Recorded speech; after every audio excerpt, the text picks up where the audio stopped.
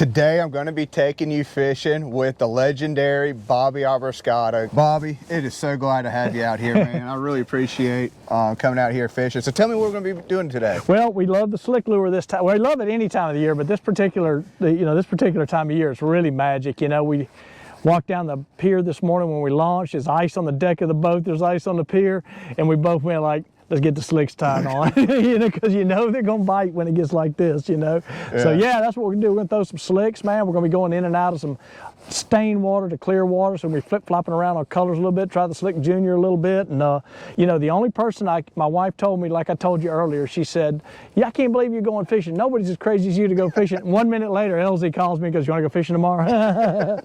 Well, that's definitely a compliment coming from you. So we've had a lot of weather change, you know. Weather changes, yeah. Last week was really warm, and now it's getting in the cold weather. And more super cold weather to come. So, you know, I think we're not even into we're just now getting into what I call a wintertime pattern. You know, even though we're in, you know, mid-December now, man, we've been fishing shorts for 2 weeks. Yeah. You know, we fished the tournament 2 weeks ago in shorts, you know, and so, I mean, the water temperature's up in the low 70-degree range. That ain't wintertime fishing, but now we're getting ready to get into that, really, you know. Yeah, so, and I think that's kind of the way we'll target them today is kind of focus on that type of deal and see if they're starting to head that way. All right, guys, let's go fishing. I appreciate it, Bob. You bet. First fish of the morning. Net. So you flip them? Yeah, I can flip him. All right. I didn't know if you needed to film something or.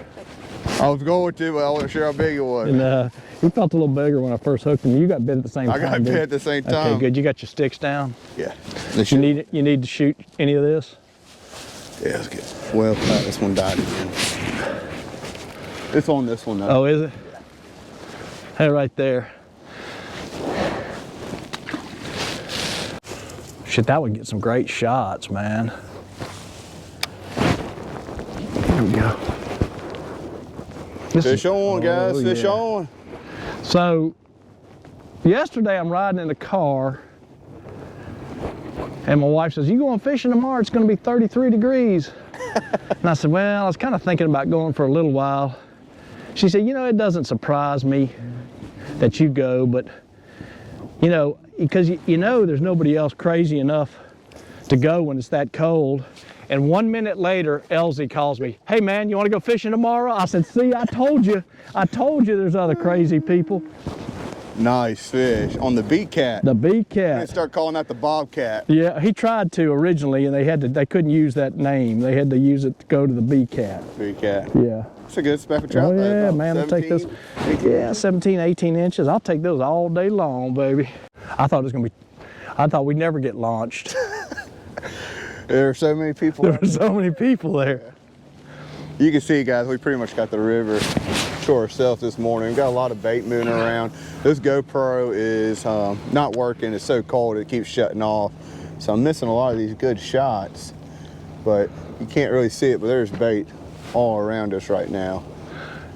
And Bobby, I guess you think that mud is kind of holding the heat and keeping You know, and I think it does. That's exactly what I think. It's kind of almost works backwards of what you'd think like during the summer months, you know, where you'd want to get, you know, off the shallow stuff to the deep stuff. But I've heard and learned so much from listening to other people talking about the, you know, that sun warming the water over the dark, and the bottom here in this river is dark, relatively dark mud or sandy mud, whatever you want to call it, but it warms up quick. And so this is some of these areas fish just like this, to where I'm not afraid to get like we are right now in 2.5 feet of water, even during the winter when it's this cold, because I think for exactly what you just said, you know.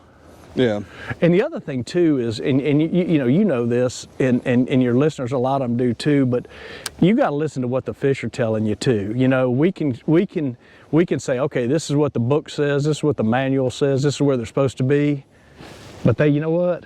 They know where they're supposed to be. Right. You know what I'm saying? So I usually, it's like we were coming up to here, you know, fishing some of this stuff. I'm going like, man, we'll know in about 10 or 15 casts if if we start getting bit, we just got to fine tune it a little bit. But if we don't, then we move on, because they're going to tell you where they want to be and what they want to do, and, you know, how they want the lure coming and what colors they want and that sort of thing, you know. They know, they'll let you know pretty quick. Right, and I can tell you right now, guys, Bobby is like the fish whisperer. He knows where the fish are thinking. Well, I don't know, but I'll tell you, I think that sometimes, and then I find out otherwise a lot. More often than not, I find out otherwise. But, God damn, I just had that one just about jerked it out of my hands. Oh, he's skating up here, I know, dude. That one almost jerked it out of my hands right there, man. I'm kind of like gun shy on setting the hook now Really? because of that. Dude. I almost fell in the water right when we started. You know, we were talking about this too, and I know you've probably shown your viewers this, but see how that lure, Scott had a bite a little while ago and that lure ended up like that? That's a bite. Yeah. When it looks like that, you've had a bite, you know, or if it comes up, if you come in and it's hanging off like that, you've had a bite. That's that, you know, other than feeling it, that's how you can tell that you didn't bump into a stick or something, because you want the lure, you want the hook. This one's still not working. Okay. We'll try and show it a little bit better, but this is how you want the lure looking, like that, with the hook kind of buried along the back like that. And so if it comes in and it's all bent up or knocked off the hook, you've had a bite. Yeah. You know, it's just like you did a while ago. That was obvious. That thing had gotten knocked silly, you know. Usually with this lure, the bite's so pronounced, you know, it's not, you know, I don't know if I'm supposed to say this or not, but I tell my clients, they say, how will I know when I have a bite? I say, it's like an orgasm. You know when you have one. You know when you have one. You know when you have one. So Bobby, do you change up how you work the slick or how you reel it in? You talking about when it gets cold like this? Yeah, when it gets cold like this? Not really. The only thing I do, and it's really more of a product of depth than wintertime, is like the way I work it is I'll twitch it or reel it a couple times quick. And so like if we're in shallow water like we are right now, I'm pretty much right back to the reel working the lure, whereas a little later when we go into some of these deeper spots, the only thing I'll do different is I'll give it a little bit more of a pause in between twitches or whatever you want to call it. Yeah. You know, so, and that's more of a product of the depth, which I guess is kind of a product of the winter time. So not necessarily to slow it down, the lure down, but more to let it sink. That's the only reason I change my retrieve. You know, or if I start watching somebody, you know, somebody's doing something a little different than me, and you know, you've seen this on this lure, you can be fishing the exact same lure right next to somebody, and the way that they get bit, or you start getting bit doing it your way. So I usually won't kind of watch other people. So the only time I change it is if somebody's doing something like you've been doing different than I'll do, I'll switch over to that in a heartbeat, you know. But as far as like going from my summertime to spring, not really. I don't really change it a whole lot, you know. Yeah. Here we go. Fish on, guys, fish on. That's Putting on a show. putting on a show for us. First cast with the croak. Oh, Bobby's putting old butt whooping on me. Oh, yeah, right. I know better than to count on that. That don't usually last very long. Good catch, Bobby. Thank you, sir. First cast with the old croaker. Nice. You know, again, that fish was up in 2 feet of water. I know. You know, so it's like, but I don't think they're going to be there like that, you know, too much longer. But like you said, the water really hasn't cooled down. it has, and you could feel it on the fish. You know, when you hold the fish, you can really feel it on the fish. You know, when the fish is going to be about the same temperature as the water, and it's warmer than the air right now. The fish are, you know. So, yeah, it's hadn't gotten there yet, and that's going to trigger their move. You know. Is when it really sure enough starts to get cold. And I think that'll also drop the water levels too, where that's going to pull them off a little bit. The narrower the column, the water column, the quicker it cools and heats. You know what I'm saying? So as you start to get these cold nights like this and the column narrows, that's when it's going to really sure enough cool through the column. You know, try saying that 10 times fast.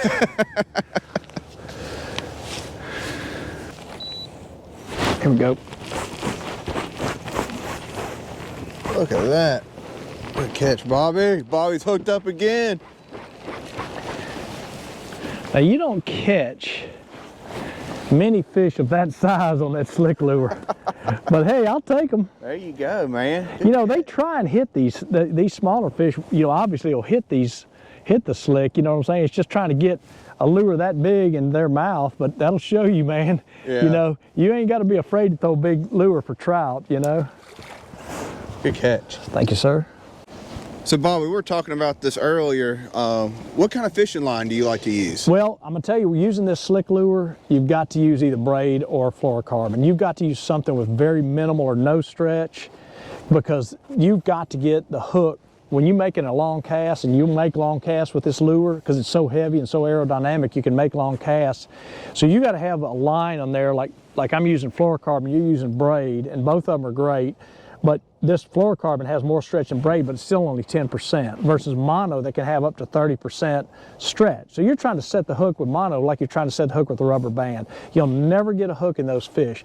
So if you're trying this lure, if you're using it or you're planning on using it, you got to bring something else. If you don't put mono in a reel and use this, don't waste your money, because you're not going to catch fish and you're going to get frustrated. You'll bite it, and you'll feel them hit it, but you ain't gonna hook them. And that's because of all the slack they generate. Yeah, there's no way you're moving. Like with braid, you move that rod tip 1 inch, the lure's moving 1 inch. Yeah. I move this with fluorocarbon 1 inch, and it might move 15/16 of an inch. With mono, it ain't even moving, So you're getting bit and you're just pulling the lure back, and the hook will be right where you put it. Yeah. Where we hit these fish now, and like we've seen several times today, the thing's coming back all like this and everything else. Yeah. Because you're setting the hook on the fish, And on the subject of hook setting, that's the other thing too, is and this is where I bring the rods for my clients most of the time, when we're doing this slick fishing, and I have to educate them, because if you've been a trout fisher for a long time, a lot of people have said, talked about trout having tender mouths and whatnot, but trying to get them to set the hook the first time with these things is a challenge.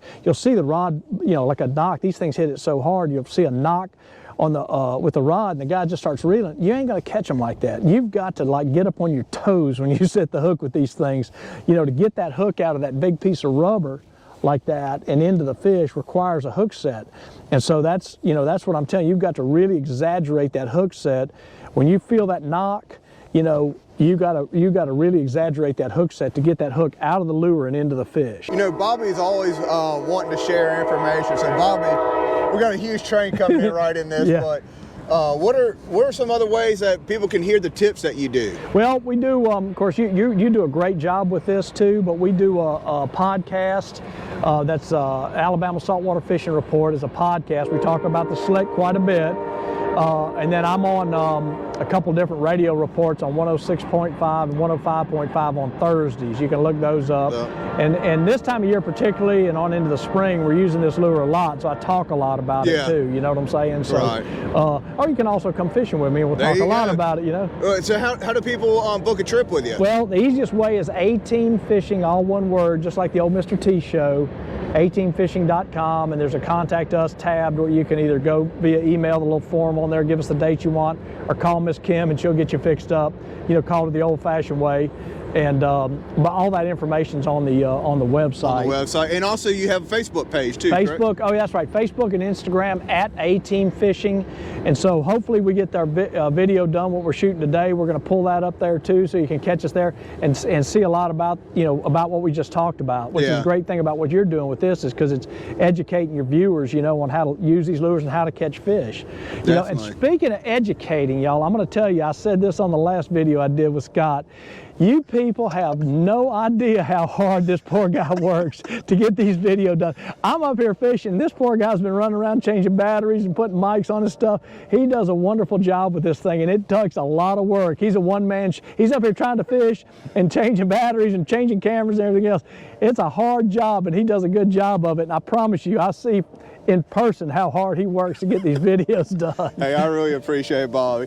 So I've had like the worst luck today in film, and I told Bobby, I was like, man, I'm so sorry, dude. I don't mean to waste your time. And he's like, Scott, this is a blast, man. I'm just glad to go fishing. I get to fish for a change. But he's definitely been a good sport, and hopefully we can catch you on some more fish here. Yes, sir. We can do it, man. Thanks for having me on.